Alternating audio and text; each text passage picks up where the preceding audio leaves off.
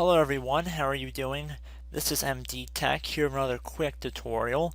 Today I'm going to show you guys how to hopefully resolve the user profile service failed, the logon error when you're trying to log into your Windows device. So this will typically occur if you deleted a user profile from your computer, and in the event of this happening you might be receiving an error when you're trying to access the user profile. So this is going to be a pretty straightforward tutorial today, and we're going to start by right clicking on the start button, and then we're going to select run from this menu. It should be the third option up.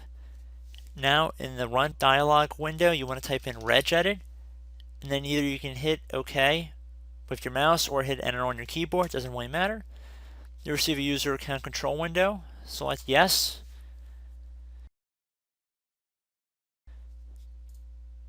So let me back out of here. This is from a previous tutorial. So we're going to start by going over to H key, local machine, and clicking the little arrow next to that. And then we're going to left click on the little drop down arrow next to software. Then the one next to Microsoft. And then scroll down until you get to Windows NT. So should be right here. Click on the little arrow next to that. And then left click on the current version and the little arrow next to that, and then you want to go down until you get to profile list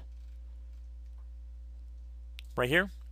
And now you want to left click on the little arrow next to profile list, and now you want to select the folder starting with S/1/5 followed by a very long number within the navigation panel.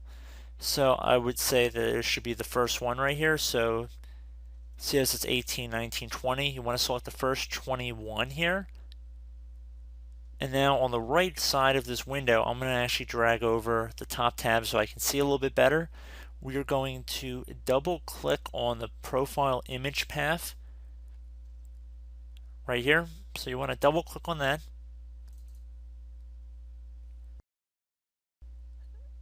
And you can see which profile is having the error right here.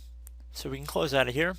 And if you notice, you have two different folders starting with this S/1/5 followed by a long number. This is an indication that we have an issue here.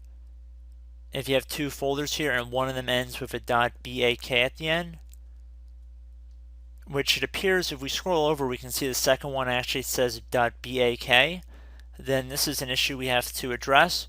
So in order to resolve this, we want to right click on the folder without the .bak.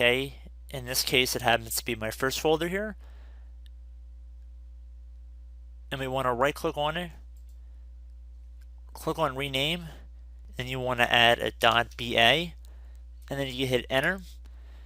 So now on the one with .bak on the end, which happens to be the second one in my case, we want to right click on it, left click on rename. I'm going to delete the .bak from the end here, so just delete the whole thing. So it should not say .bak or .ba or anything. Whichever folder originally had the .bak at the end, just get rid of that part of it, and then you can hit enter to save your changes. Now you want to right click on the folder that you renamed .ba, right click on it, left click on rename. Now you want to add a K on the end of that folder, so it should say .bak, then hit enter again. Now you want to select a folder without .bak at the end, so select that. On the right side, double click where it says state, it should be near the bottom. Make sure the value data is set to 0 here, then hit OK. And then at this point you can close out of the registry editor, restart your computer, and you should be good. Please keep in mind, follow the directions as closely as possible. I would highly recommend, if you're not familiar with modifying the registry, consider consulting somebody before you proceed with it. At least make a backup and a system restore of your computer and any registry changes you might be making before you proceed with this tutorial, because it definitely is a little bit more high risk, especially if you messed it up. So just please keep that in mind. I'd recommend you make a backup of your computer beforehand. So at this point, like I said, restart your computer and hopefully you should be good.